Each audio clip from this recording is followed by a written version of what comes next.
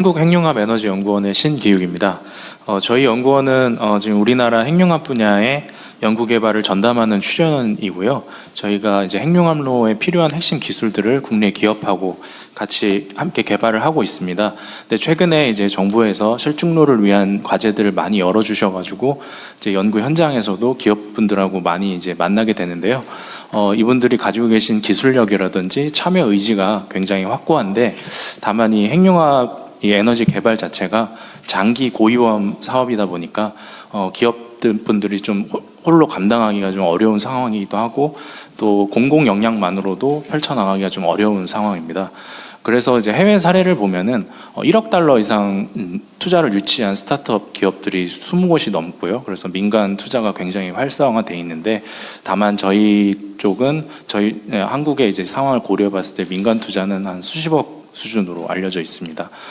그런 상황인데, 물론 이제 투자 환경 자체가 이런 격차를 만들어낸다고 할 수도 있겠지만, 또 한편으로는 정부에서 먼저 이제 선제적으로 위험을 좀 분담시켜 주시고, 또 이제 규제나 인허가 부분들도 선제적으로 체계를 좀 준비해 주시는 나라들이 좀 이렇게 좋은 상황이 되는 게 아닌가, 이런 생각이 들어서요. 제가 건의드리고 싶은 사항은, 지금 한국형 혁신 핵융합로 사업이 진행 중인데요. 정부에서 이 마중물로서 특수목적 법인과 같은 민관 협력 모델을 좀 과감하게 설계를 좀 해주시고, 좀 선제적으로 위험 분담에 대해서 좀 확신을 주시고, 그다음에 인센티브 설계라든지 저희 핵융합 쪽 인허가 체계가 기존 원자력 체계하고 좀 다른 점들이 있어서 아직 구축되지 않은 부분들이 있는데, 이런 부분들을 좀 챙겨주시면 어떨까 좀 건의드려봅니다. 감사합니다. 이거는 우리 배 장관님 소관 업무일 것 같긴 한데, 네. 예를 들면 이제 위험성도 높고, 예를 들면 개발이 될 경우에 예를 들면 사업성도 높은데 위험성이 높은 경우는 우리가 연구 개발 지원을 하지만 아예 일군 투자를 하자, 후순위로. 네, 맞습니다. 뭐 그런 거 지금 우리 기획하고 있는 거죠. 지금 시드 프로젝트의 목표 중에 하나가 이런 특수목적 법인 SPC를 같이 설립해서 그 리스크와 이제 책임을 같이 지자라고 하는 것입니다. 그러니까 이거는 핵융합 개발뿐만 아니라 아까 말씀하신 SMR도 마찬가지고요. 그래서 지금 실제로 예를 들어서 SMR 같은 경우 잠시만 말씀드리면은 그 SMR 선박 잠깐 보셨는데 선박 쪽에 SMR 니즈가 많습니다. 그렇기 때문에 그 부분은 좀 빠르게 달려갈 수 있습니다. 나머지 수요 니즈별로 사실 많은 기업들이 실제 개발을 하고자 하지만은 현대건설 같은 경우에 이제 우리 그 원자력 연구원과 이제 연구한 정도 수준인데, 그렇게 해서는 좀 속도가 안 나는 것 같습니다. 그래서 아예 그 특수목적 법인을 만들어서 그 속도를 내고, 아까 이정익 교수님 말씀하신 것처럼 관련된 어떤 인력도 더 육성하고 키워내고 하는 것들이 동시에 좀 진행돼야 될 것 같습니다. 예, 지금까지는 우리가 이제 사실 전 세계에서 R&D 예산을 가장 많이 쓰는 나라로 우리가 분류가 되는데, 올해만 해도 35조 원. 근데 계속 이건 많이 늘어날 건데요. 근데 이거를 이제 지금까지 공공 영역에서 투자, 그 연구 개발을 하거나 아니면 민간에서 하는 거를 그냥 지원해 줬는데, 우리가 이제 그 중간 형태로, 예를 들면 민간에서도 이 연구 개발 역량도 상당 정도 있고, 또 수익을 위해서 투자를 하기도 하는데, 이제 위험성도 많으니까 예를 들면 공공 영역에서 지원도 하지만 그 외에 새로운 유형으로 투자를 하자.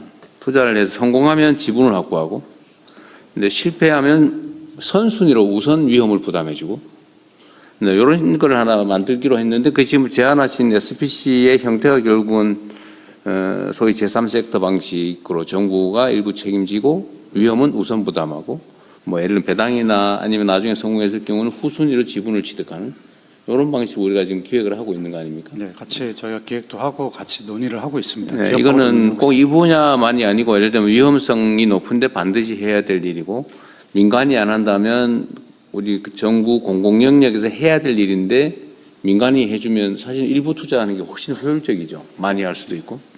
그건 뭐 꼭 이 분야 아니더라도 다른 분야도 다 그 부분을 활용하면 좋겠어요. 많이. 그리고 얘기 나온 김에 제가 아까 넘어가 버렸는데, 지금 SMR의 경우는 우리 국민들께서도 좀 이해를 쉽게 하실 수 있도록, 핵심 개념이 뭐예요? 소형화뿐만이 아니라 어디 고정된 위치가 아니라 이렇게 만들어서 가서 모듈러 방식으로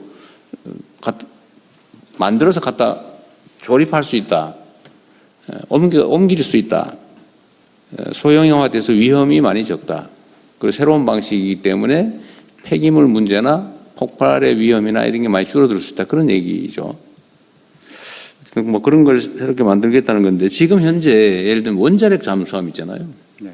그것도 일종의 소형 원전인데 아주 오래전부터 쓰고 있지 않습니까? 네. 근데 그거하고 우리가 지금 새로 개발한다는 SMR하고는 어떤 차이가 있어요? 그 뭐 많은 차이가 있습니까?